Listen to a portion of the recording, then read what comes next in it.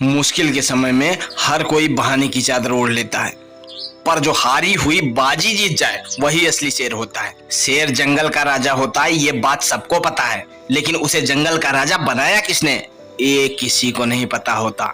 शेर से ज्यादा बड़ा होता है हाथी, शेर से ज्यादा तेज दौड़ सकता है चीता, शेर से ज्यादा चालाक होती है लोमड़ी।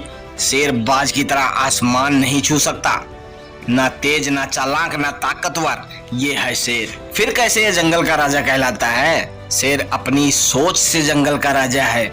एक कहावत है, शेर खुद अपनी ताकत से जंगल का राजा कहलाता है। जंगल में कभी चुनाव नहीं होते, शेर खुद से बड़े ताकतवर को मार गिराता है। हाथी की ताकत को जानते हुए भी शेर की सोच उससे कहती है कि मैं हाथी को मार सकता हूँ। दूसरी तरफ हाथी ताकतवर होने के बावजूद ये सोचता है कि मैं इसका मुकाबला नहीं कर पाऊंगा।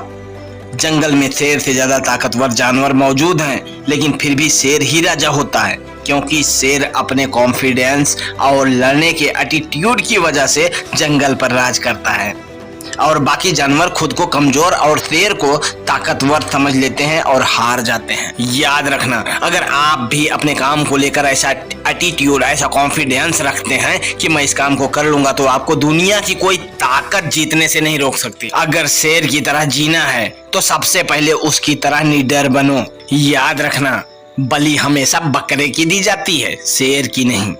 वह जंगल का राजा इसीलिए है क्योंकि वह मानता है, उसके मानने से ही वह जंगल का राजा बना है। वह अंदर से इस बात को महसूस करता है कि जिस दिन वह राजा मानना बंद कर देगा, उस दिन वो जंगल का राजा नहीं होगा। हमारे जीवन में भी सुबह से लेकर रात को सोने तक पूरे दिन खुद पर यकीन ही हमारे बर्ताव को संचालित करता है।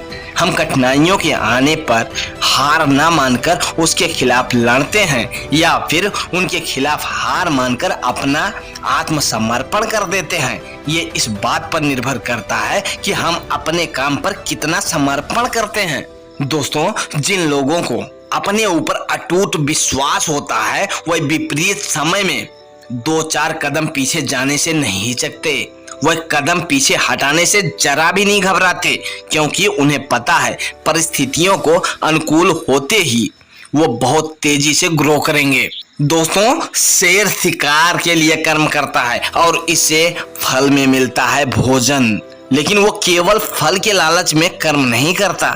उसे कर्म करने में मजा आता है, उसे शिकार करने में मजा आता है, तभी तो वह किसी और के द्वारा मारा हुआ मांस स्वीकार नहीं करता। यही बात आप पर भी निर्भर लागू होती है।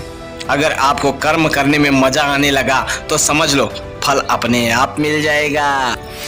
अधिकतर लोग केवल फल के लालच में उसके पीछे भागने लगते हैं, सफलता के पीछे, पैसों के पीछे, प्रसिद्धि के पीछे भागते रहते हैं। लेकिन असली सफलता उसको मिलती है जिन्हें सफलता प्राप्त करने के लिए किए जाने वाले जरूरी काम करने में मजा आने लगता है। दोस्तों, एक बात आप जानते ही होंगे, झुंड में शिकार कुत्ते करते हैं, शेर केवल अकेला ही काफी होता है। इससे हमें ये सीखने को मिलता है कि अकेले चलना सीख लो। जो भीड़ में चलते हैं वो भीड़ में खोकर रह जाते हैं। दोस्तों, शेर के जीवन से हम 3 बातें सीख सकते हैं।